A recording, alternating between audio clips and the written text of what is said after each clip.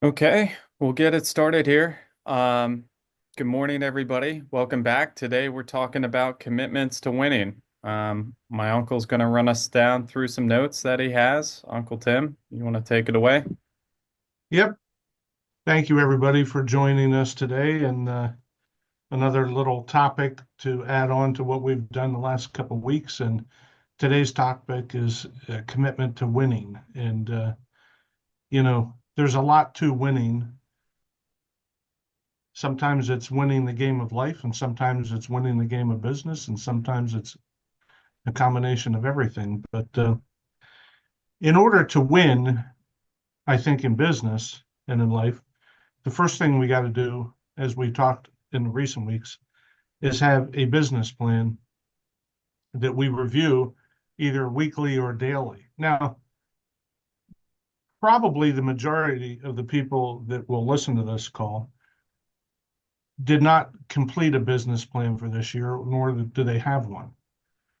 I hope that's not true, but I would be willing to bet that not everybody has done one because there's not a lot of people that are into that type of organization to focus on having a plan. But if you didn't do one, and you want something simple to remember, keep it simple with the business plan and just do something simple, like a simple 3x5 card that maybe you keep in your pocket or you keep in your wallet that you look at every day and have a couple things on it that you want to complete. Like, for instance, I will sell 100 homes this year. It's not only part of your plan, but it's also a positive affirmation, which helps with winning.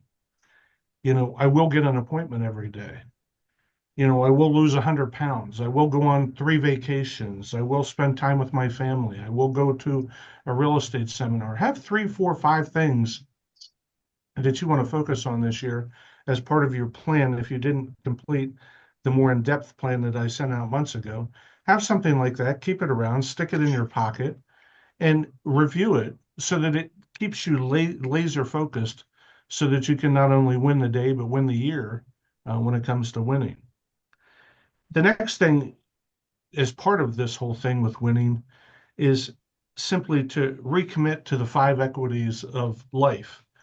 And the five equities of life, a lot of which was on this card, is your physical health, your mental health, your spiritual health, your family time, and your financial health. Those are the five equities. Again, physical, mental, spiritual, family, and financial. And believe me when I tell you, it's hard. You can be in the best shape of your life physically, but mentally you can still get down and be worn out and tired. I can tell you a little story last night. I was completely mentally exhausted yesterday from a day of work. And I didn't want to deal with one more thing, not one more thing. And it was about 7:15 and I decided I was going to go to bed. And right before I got up to go to bed, I get a text message from another broker, a good friend of my dad's and myself. His name's John Rainville from Brokers Realty. We've shared information with each other for years. We roll things off of each other for years. I really, really like John, but he sent me this text message and he said, "Can you talk? I want to roll something off you." And the last thing in the world that I wanted to do at 7:15 last night was to open up that message because then it would have said it, I read it, okay, and to deal with that conversation last night. I was mentally out of there. And I got up and I walked to my bedroom and I laid down and I kept thinking about it. And I decided I would open the message and I would give him a call. And I didn't want to do it, but I did. And, we ran some things off of each other. He was involved in a complex situation where a seller was trying to renegotiate a commission. And then the buyer was going to cover it, and then the buyer decided they weren't going to cover it, and then they were going to lawyer up, and all different kinds of things were happening in this conversation. And it kind of got me out of the mental funk that I was in. But I was in such a mental funk that I didn't want to do it. but I forced myself to do it. So sometimes you've got to force yourself to get back in the game and be positive. And I just want to let you know that it's okay to be mentally drained and it's okay to maybe not be in the best physical shape of your life, but you've got to get back in the game and be positive. And that goes along with then the spiritual health, you know, however that is for you and however you decide to have your spiritual health, it's different for everybody. Family time. You know, sometimes we come home from work and the last thing we want to do is discuss the problems that we had um, at the office today. You know, and I know sometimes it's important to your spouse to discuss some of these things, but sometimes it's just very difficult because you get yourself all worked up again. So if you're going to recommit to the five equities of life, you've got to separate yourself from the problems that you had at work and then try to separate that from your family time and your family life. And all of this then leads to then the financial health, where if you're going to win the day and you're going to win the week and you're going to win the month and you're going to win the year, you've got to have that plan. You've got to implement it. You've got to stay positive and you got to work on your financial health because as long as things are rolling down the tracks and you're investing and you're making money, then life will be better. It's a lot easier to have a happier life when you have some money and you can pay your bills than it is when you don't. And in order to have a financially healthy life, you've got to go back to step one and put yourself to work with having a plan and working hard. As far as recommitting to a positive attitude, what can we do to recommit to a positive attitude? Number one, we can read good books to help us with a positive attitude. Number two, we can listen to good audiobooks. My favorite audiobook is Lead the Field with Earl Nightingale on the subject of attitude. I don't remember if it's 20 minutes long, 25 minutes long, that one segment. But if you listen to that on the way to work in the morning, you will naturally have a better attitude. And there's nobody that has a better attitude than my father. Is he on the call? I don't see his picture. Is his I'm camera on not a on? call. I don't know why my camera's not working, but it's not. Okay. Uh, Well, Dad, if you can tell us a little bit about what you went through this past January or a year ago, and how I'm sure down in the dumps you were with your life and your physical condition. How did you maintain and build yourself back with a positive attitude? Because you have been absolutely remarkable on these calls. I would think everybody would agree with me the last 2 or 3 weeks.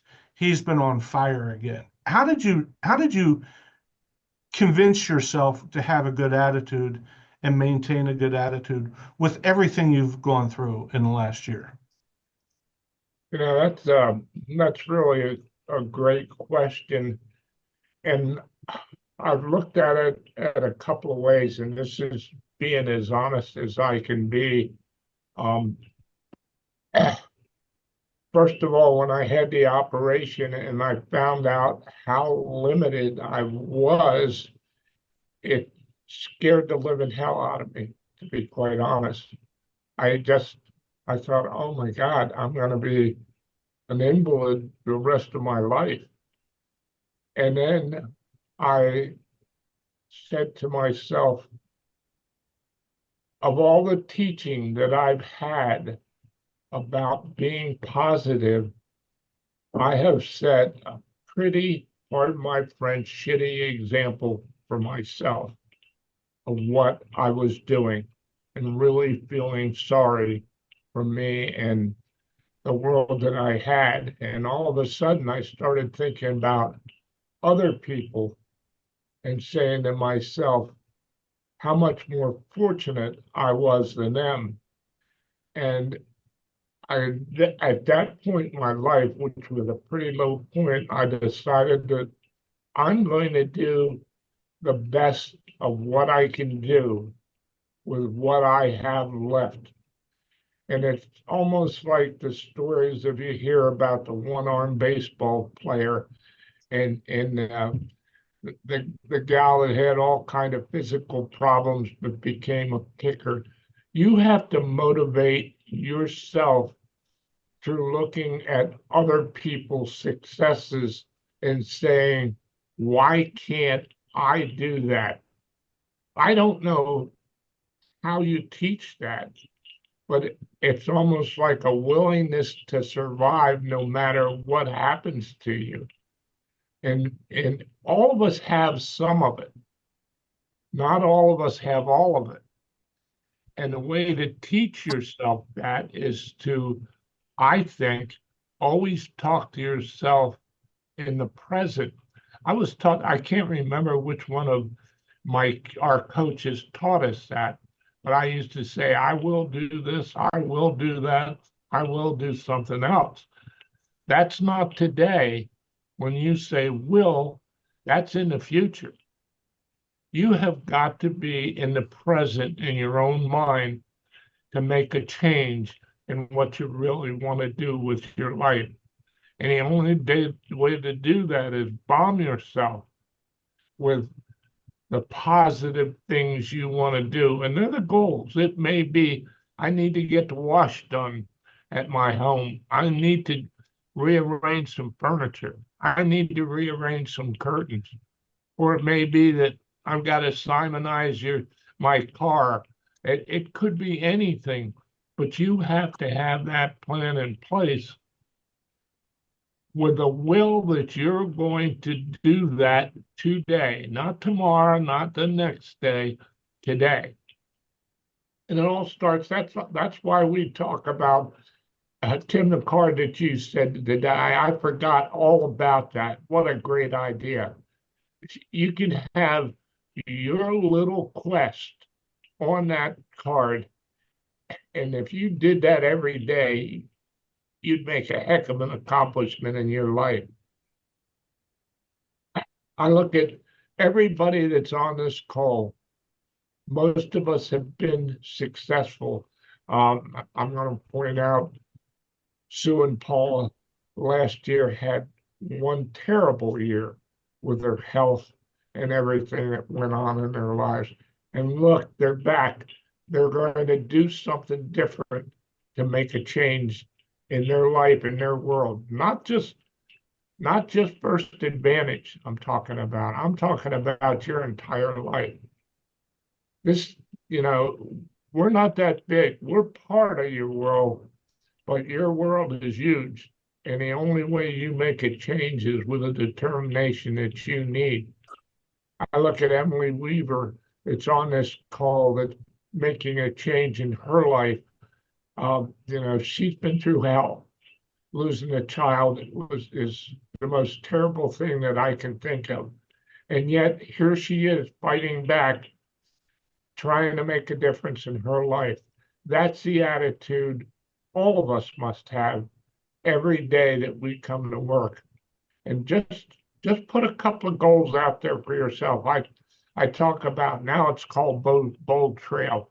We have a tremendous program on our hands that if we all dived into it today and put all of our efforts into getting that database filled with all the inventory that we've been through and all the years that we've been in this business. Who hasn't been in this business on this call more than 5 years? Is there anybody that's been less than 5?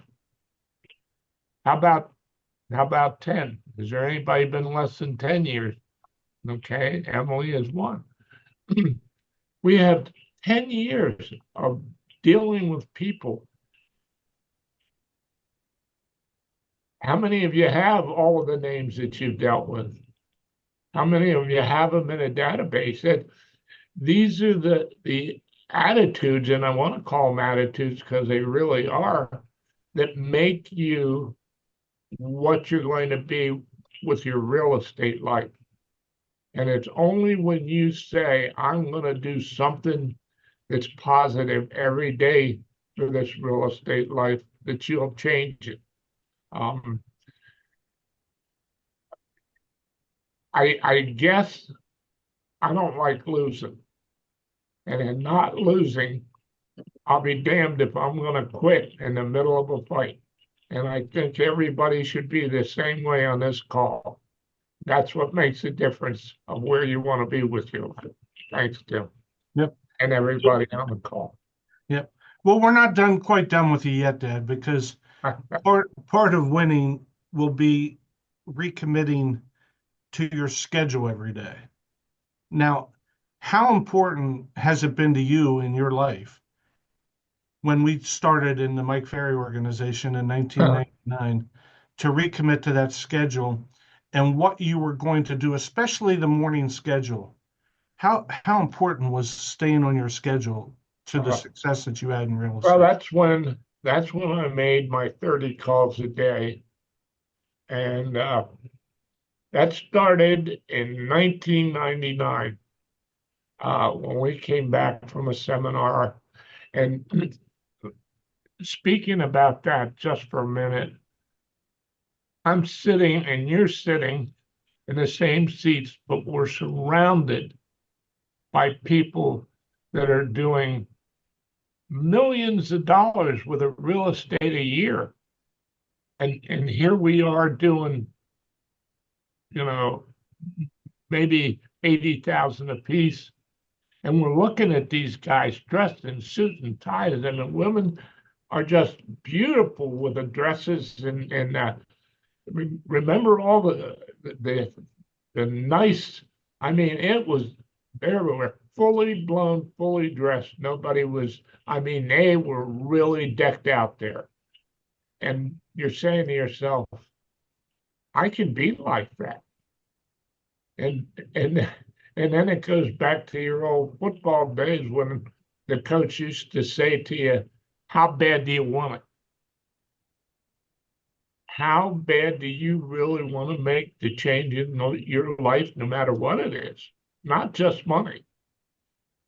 I have been fortunate to be able to be involved with those kind of people that have taught me that it's not just about selling, but what selling can do for you.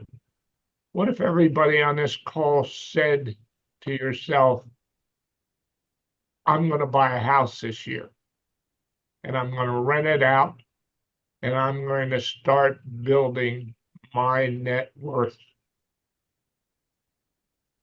Now, you talk about plans and you talk about future and you talk about goals.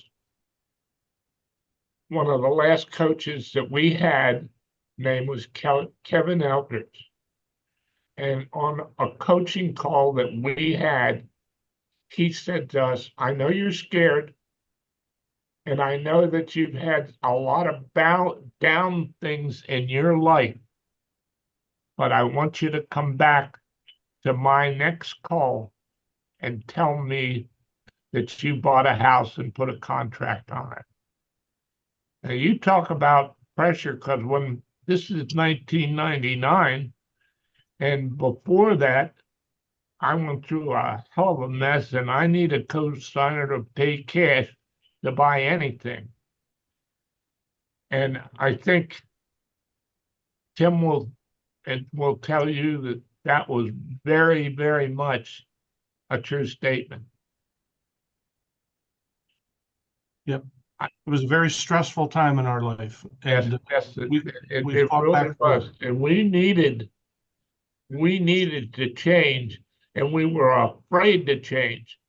But that coach made us step out. He did he just challenged us, like you have to challenge yourself to step up and do what you know in your heart you have to do. That was 1999. This is 2025. And from 1999 to 25, Tim and I have accumulated 53 houses by doing it one at a time. And I can honestly say neither of us need to work, but we love a challenge and we love helping others do what we've done. And we can do it together this year. Tom, you brought that up to me the other day when you stepped out of the box and bought some real estate. You don't have to say the number to everybody, but how has that helped you accumulate your net worth by pushing yourself each and every year to invest in real estate? What has that done for you and your family? It's it's been amazing. It all started back in 2005. It's 20 years now, Tim, when I first started with you guys. And I'm doing the helping you do the financials and stuff. And that didn't just wasn't like just a job for me to do for you at the time. I learned a lot from it. I really did. And it made me pay more attention to that type of stuff. Um, and it's really helped me accumulate wealth throughout the years. And one of the things that I wanted to do for my kids is to be able to give them real estate so that they can continue to have generational wealth. And it's been amazing. Good. Yeah, absolutely. And I like that generation wealth because it's not just you, because you're not going to be here forever, but your legacy of life is going to be paramount, and that is so neat. Yeah. And part of what you got to do to be able to generate generational wealth and financial health and that kind of stuff is you got to keep your emotions between the lines every day. We all get upset probably each and every day about something. Some customer, some colleague, some family member, somebody pisses you off about something. Yesterday afternoon, it happened to me. I had a customer that was not happy with their utility bills in a house. And they were complaining about how high they were. And we built the house. Okay. And it had me upset for hours yesterday afternoon, which if I followed my own advice, I'd only allow myself a certain period of time to let my emotions get the best of me. At 3 minutes after 5 last night, I finally finished my email to this customer and I told them what I thought. And do you know that last night they sent me an email back and apologized for their email? And they recognized that their utility costs really aren't that far out of bounds, considering the size of the home, the size of the windows, the height of the ceilings, the fact that they're heating a 40 by 60 pole barn with electric heat pump in the coldest month of the entire year that we've had, and they're heating a hot tub outside at 102 degrees in the coldest month that we've had. And they're on top of a mountain where if it's 5 degrees outside, it's probably minus 15 degrees with the wind chill factor. But the reason I'm bringing that up is I allowed that to bother me for hours yesterday, for hours. Brooks, we talked about it in the meetings that we had, and that started like 10 a.m. Yeah. Talking about it in the meetings because I had gotten the email the night before.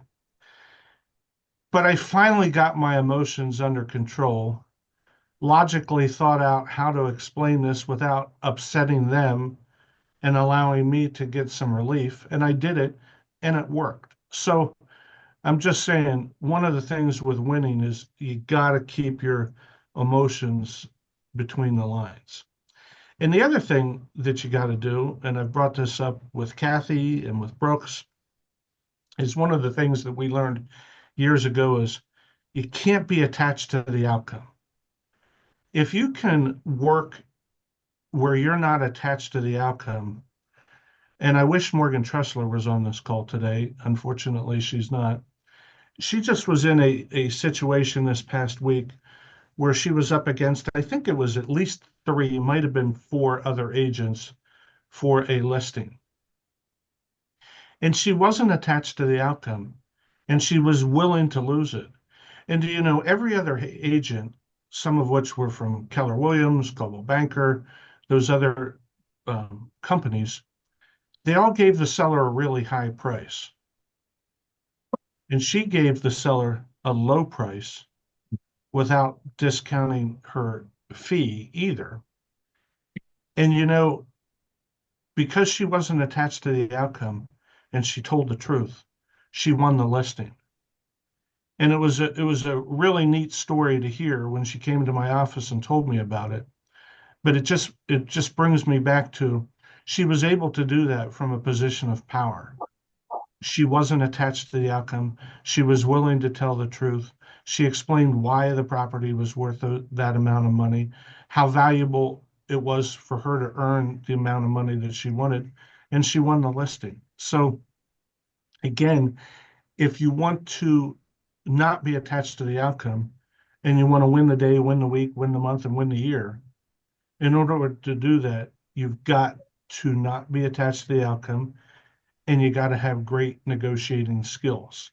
And that's one of the things that we're going to start working on some of these calls starting next week. We're going to go through some of the different skill levels that we can improve on. The first one that we're going to work on next week is going to be the pre-qualifying before an appointment.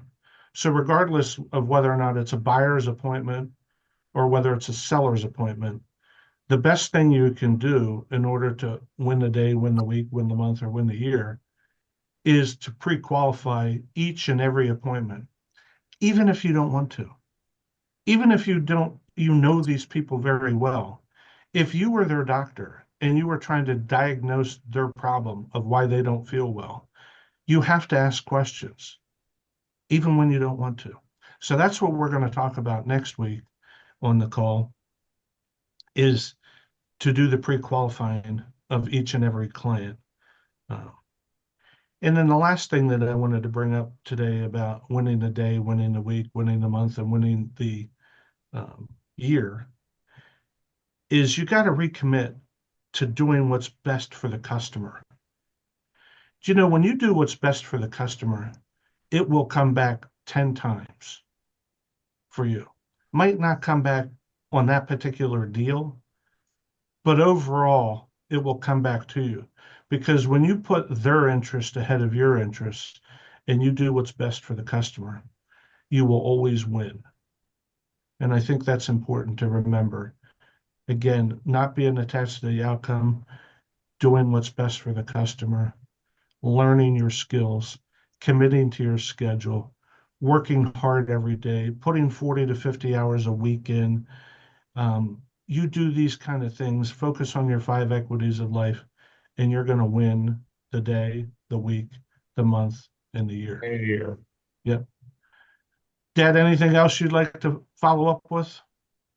No, I don't, with the exception of when you start becoming as effective as we're talking about, you can do things and make statements. And I'm really tickled that next week we're going to talk about those skills and those learning, because yesterday on a call that I had with one of the agents, uh, because it's the first of the month, and you know how I call everybody, and I want to set this example and let you guys know that are loyal or are on these calls every day how much it means to us to see you on this call.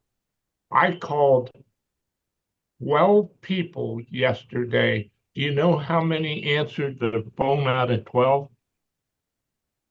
Three. Three people answered their phone out of 12, and their main business is real estate. I'm not going to tell you who they were or what they were, but if that's really the case, that's amazing because all offices were closed. I'm just using that as part of the skills of life because when you answer that phone and when you make those calls and you do the volume, you can say things on a listing appointment when a person says, "Tell me what you're going to do different than anybody else." And you report back to them, you know, that's a great question. And the reason I'm better than anybody else is because if you would have listed with me, we wouldn't be having this conversation because in the time, that 6 months, I sold 40 houses. Is there anybody else that's interviewed with you that has done that? Tell me if that's not effective. That's about it. And I'm not bragging on myself. We could use that conversation because we did it. And if you all have those skills, you can do that too. So I'm looking forward. I think we're going to have some great stuff coming up. And tomorrow we're doing a luncheon, a masterminding luncheon in Chambersburg with our Chambersburg group. We plan on going over things we can do to help them with their business in the community. And as long as Shelley doesn't give it away, we're going to talk about the box. We're going to tell the story about the box tomorrow. And then from there, I guess, Aaron, is it March the 5th is the new date now with the luncheon at the West Shore Country Club? Yeah. I mean, let me make sure. Hold on. March. Yes, March 5th at the country. March 5th. I think it's probably at 11:30 if I were willing to guess. Yep. We're going to have an awards luncheon for those agents that have won awards in their different categories this year. We're going to have a nice lunch. We're also going to talk about the box at that lunch. So the Chambersburg people that are going to hear about it tomorrow, hopefully you don't give it away if you attend the luncheon in Camp Hill on March 5th. But we're going to talk about the box and how important the box was in my life. And we're going to have a good time on March 5th. So if you haven't already signed up, please sign up for that luncheon with Aaron. And from there, Brooks, any final remarks that you want to say or close it out? No, I think it was a great call. Hope everyone has a great week, and Yep. we'll see you guys next week. And Bobby Stevens, you want to let Let's us? go to work. All right, let's go to work, buddy. All right, see you.